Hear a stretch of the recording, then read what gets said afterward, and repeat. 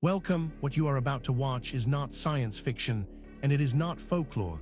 It is a serious investigation into one of history's most compelling unresolved questions, the mystery of Göbekli Tepe, the temple that predates agriculture by 6,000 years. Across the world, in universities, research institutes, and field excavations, serious scholars are wrestling with evidence that does not fit the accepted story. Evidence that has been documented, measured, and peer-reviewed, and that still has no satisfying conventional explanation. We are going to look at that evidence carefully, without prejudice in either direction. Not dismissing what is extraordinary, but not accepting it without scrutiny either. The truth, as always, is in the details. In 1994, on a hilltop in southeastern Turkey, Klaus Schmidt began excavating a site local farmers had avoided for years, calling the stone slabs the navel of the world. What he found rewrote the entire history of human civilization. A massive ritual complex built in 9600 BC, 6,000 years before Stonehenge, before pottery, before farming, and before anything our textbooks said was possible. The people who built Göbekli Tepe were hunter-gatherers. They had no writing, no metal tools, no wheels, and no domesticated crops. Yet they quarried and raised T-shaped limestone pillars weighing up to 20 tons and carved them with sophisticated imagery of animals, abstract symbols, and what some researchers interpret as stylized human figures. They built not one structure, but at least 20 enclosures, organized with geometric precision across a hilltop chosen for its visibility, not its proximity to water or arable land. And then, around 8000 BC, they buried the entire complex deliberately, carefully, under thousands of tons of rubble. Why did they build it? Why did they bury it? And what does it mean that organized monumental construction preceded civilization by 6,000 years? This is where our investigation begins. Stay with us, because the further we go into the evidence, the more extraordinary it becomes. The story you think you know is only the surface. Beneath it lies something far more remarkable. Let us begin. Before we examine the specific evidence, we need to step back and understand the context. This case does not exist in isolation. It sits within the global puzzle of unexplained ancient construction, and to properly evaluate what we are looking at, we need to understand the broader picture that surrounds it. Archaeology is, by its nature, an incomplete science. We find only what survives, and what survives is determined not by importance, but by durability. Stone lasts, wood rots, metal corrodes, ceramics endure. The written word survives only if it is inscribed on stone or baked clay.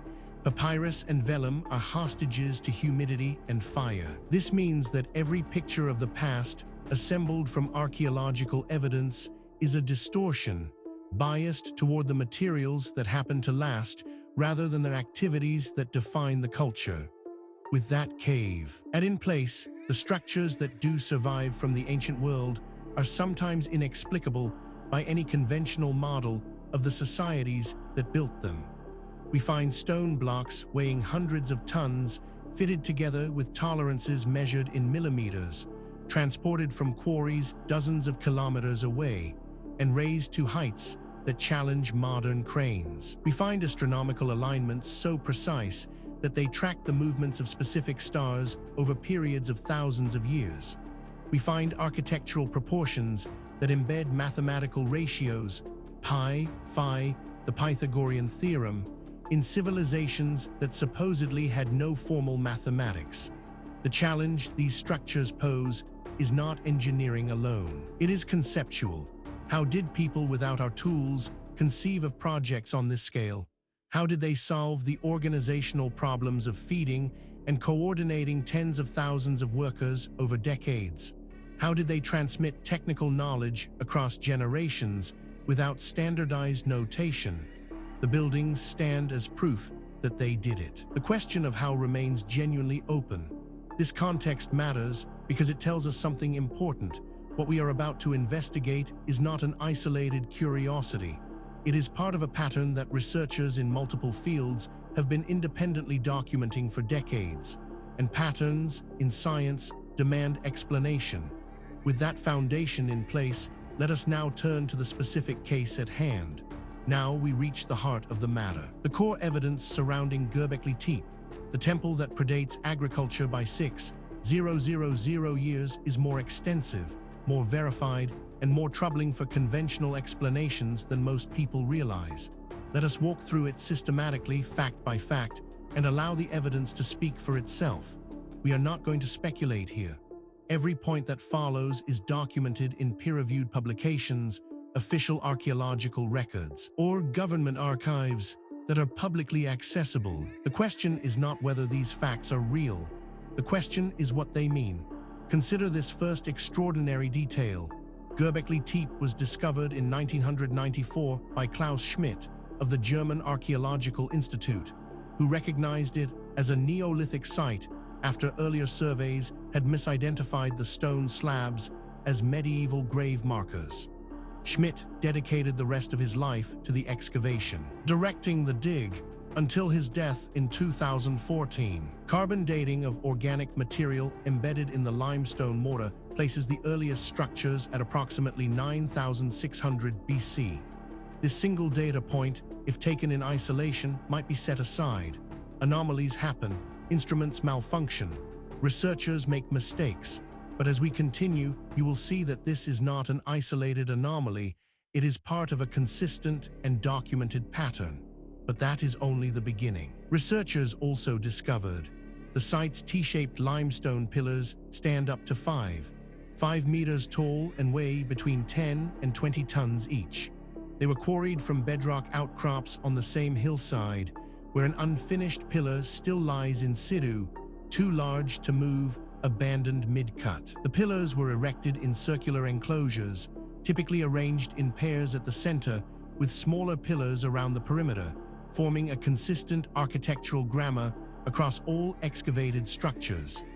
Now, a skeptic might propose an alternative explanation for this. And that is entirely reasonable. We should always test alternative explanations before accepting extraordinary ones. The problem is that the alternative explanations, when examined carefully, create more problems than they solve. The mystery deepens when we examine. The carvings on the pillars depict foxes, snakes, scorpions, vultures, wild boar, lions, and waterfowl, all species that inhabited the region during the period. The imagery is not random. Certain animals cluster in certain enclosures, suggesting deliberate symbolic organization. Some pillars bear abstract symbols, including H-shapes and crescents, whose meaning has not been decoded. The T-shape of the pillars themselves is now widely interpreted as a stylized human form, the crossbar representing shoulders. This is where the conventional account begins to strain. Each individual fact might be dismissed or minimized in isolation. But the cumulative weight of the evidence is another matter entirely. Perhaps most remarkable of all, 20 enclosures have been excavated from an estimated 200 believed to exist across the hillside. Only approximately 5% of the total site has been uncovered. Geophysical surveys using ground-penetrating radar and magnetometry have mapped the subsurface and confirmed the presence of dozens of additional structures, meaning decades of future excavation will continue to reshape what we know about the site. Researchers who have examined this evidence have described it as genuinely difficult to explain within the accepted framework. These are not fringe commentators. They are credentialed academics publishing in mainstream journals, raising questions that the field has not yet satisfactorily answered. Then there is the matter of Göbekli Tepe sits on a hilltop with no natural water source nearby, an unusual and deliberate choice that immediately distinguishes it from settlement sites, which universally cluster near water. There is no evidence of permanent habitation at the site. No hearths, no storage pits, no domestic refuse layers, and no evidence of cooking facilities. The site appears to have been visited periodically, not continuously inhabited. What makes this particularly significant is its independence from the previous points. This is not a case of one theory requiring another. These are separate lines of evidence converging on the same uncomfortable conclusion. Adding to the enigma is this finding. Around 8000 BC, the entire complex was deliberately and carefully buried under thousands of tons of rubble, animal bones, and flint tools. This was not gradual abandonment, it was intentional concealment. The act of burial preserved the site exceptionally well, which is the reason the carvings remain sharp after 12,000 years. Why a culture would invest enormous effort in burying what it had invested enormous effort in building remains one of the site's deepest unanswered questions. Taken together, these facts form a pattern that cannot be explained by coincidence, misidentification, or methodological error. Each piece of evidence has been examined by skeptics. Each has been subjected to alternative explanations. And in each case, the alternative explanation falls short of accounting for everything that has been documented. We are left with a body of evidence that demands explanation and an accepted narrative that does not provide one. This is where serious inquiry begins. Now that we have established the evidence, we need to examine the theories that researchers have proposed to explain Göbekli Tepe, the temple that predates agriculture by 6,000 years. This is where the debate becomes most intense, because the theories reflect not just different interpretations of the same evidence, but fundamentally different assumptions about what is possible and what the past looked like. Understanding these theories is not just an academic exercise. Each one has been championed by serious researchers with genuine credentials, and each one captures something that the others miss. The truth, if it is ever established, will likely draw on elements of several. The first major explanation proposed by researchers holds that Schmidt's own interpretation, developed over 20 years of excavation, was that Göbekli Tepe was a ritual and religious center built by mobile hunter-gatherer groups who converged on the hilltop for ceremony. In this view, the site demonstrates that symbolic and spiritual life preceded and may have driven the development of permanent settlement. The main objection is that organizing thousands of workers without agriculture implies a level of social complexity we cannot yet explain. This interpretation has significant academic support and is backed by substantial evidence, but it is not without problems. Critics point out that it requires assumptions that go beyond what the evidence strictly supports, and that key predictions of this theory have not been confirmed by subsequent research. It remains contested, and the contest is productive. A rival school of thought argues that agriculture may have originated at Göbekli Tepe as a consequence of the site's demands, not as a precondition for it. In this model, hunter-gatherer groups needed to feed large numbers of construction workers gathering periodically at the hilltop, creating pressure to cultivate wild grasses locally. This reversal of conventional causality, religion driving farming, not farming enabling religion, is supported by the proximity of early wheat domestication sites in the same region, though direct causal evidence remains elusive. This theory is controversial, and deliberately so. Its proponents argue that the evidence demands an explanation outside the conventional framework. Critics counter that extraordinary claims require extraordinary evidence, and that the evidence presented, while suggestive, does not yet meet that standard. The debate continues in peer-reviewed literature.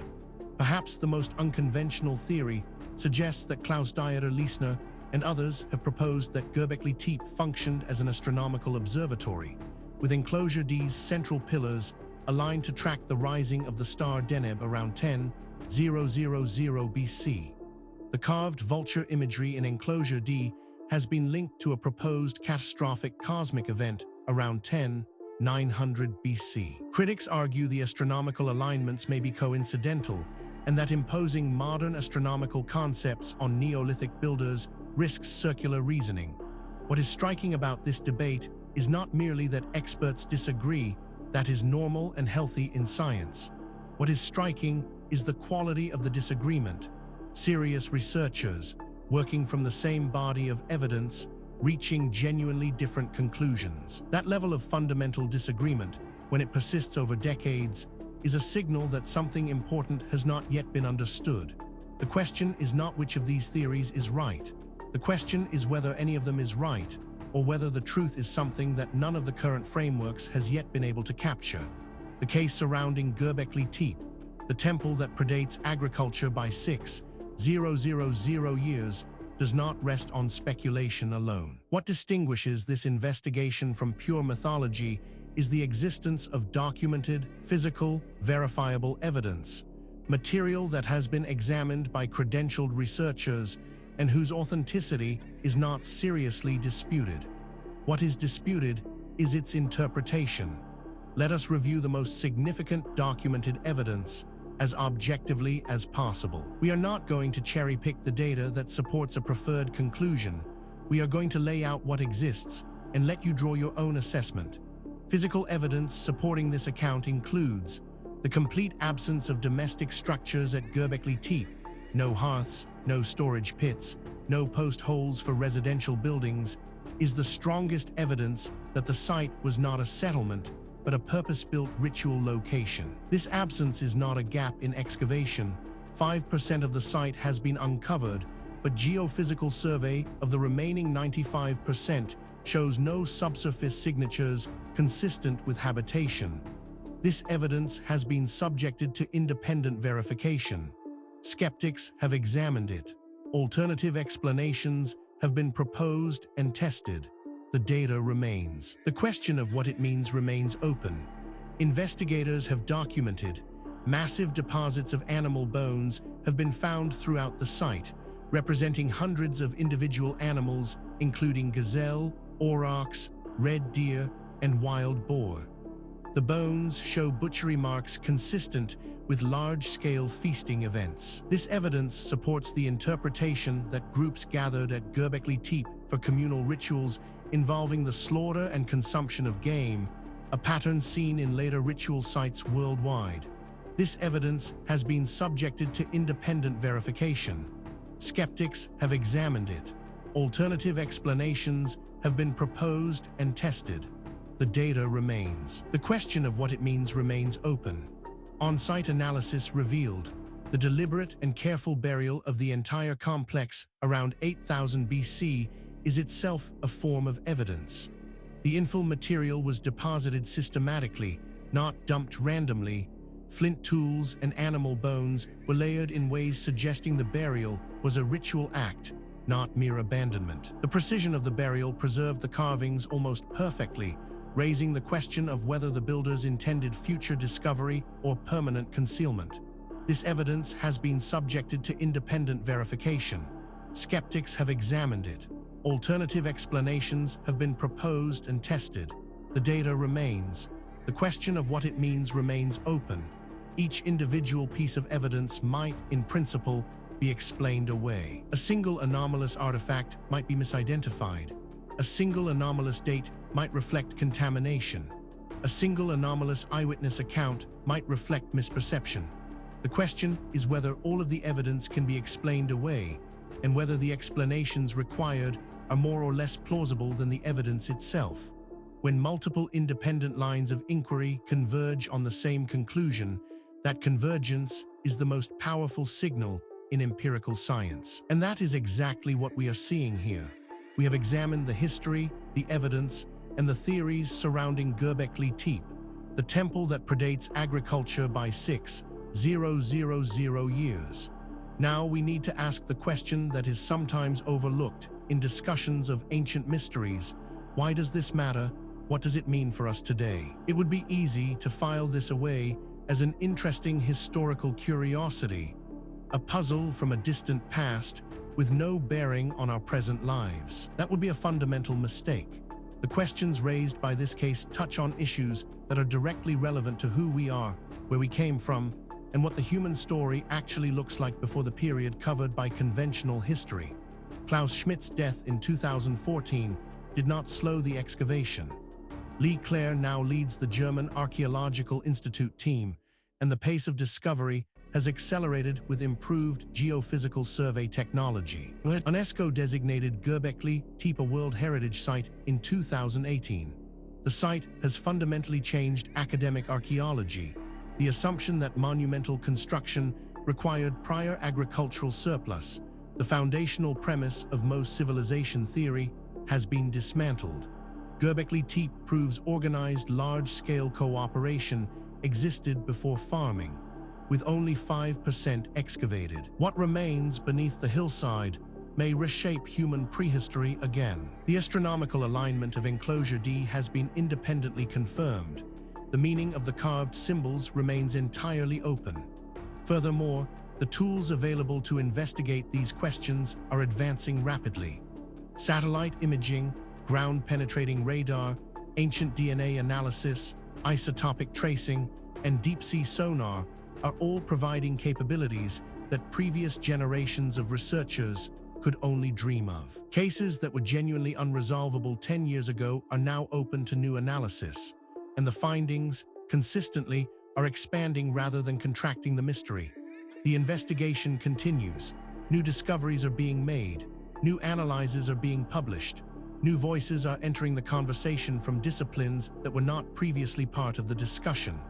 The answers, when they come, and they will come, will not merely solve a historical puzzle. They will force a fundamental revision of assumptions that underpin our entire understanding of human history and human potential. We have now walked through the complete case of Göbekli Tepe, the temple that predates agriculture by 6,000 years, from the historical record, through the physical evidence, across the competing theories, and into the modern significance of what remains unresolved. What the story of Göbekli Tepe ultimately reveals is not just a historical puzzle, it is a mirror. It reflects our assumptions back at us, our assumptions about what ancient people were capable of, about how knowledge is gained and lost across the centuries, and about the relationship between what we know and what we merely think we know. The evidence presented in this documentary is real. The questions it raises are genuine. The debate among researchers is ongoing, and that is healthy. Science is not a set of conclusions. It is a process. And the process requires that we remain open to evidence that challenges what we thought we knew, however uncomfortable that challenge might be. If you came to this documentary as a skeptic, we hope the evidence gave you something to think about. If you came as a true believer, we hope the critical examination gave you a more nuanced picture. The truth, as always, lies in the evidence, not in what we want to be true. Thank you for watching. If this investigation sparked your curiosity, please subscribe to the channel. We publish new documentaries every week, covering the full range of historical mysteries that the mainstream has not yet adequately explained. Leave a comment below telling us which case you want us to investigate next. The conversation continues. The investigation never ends.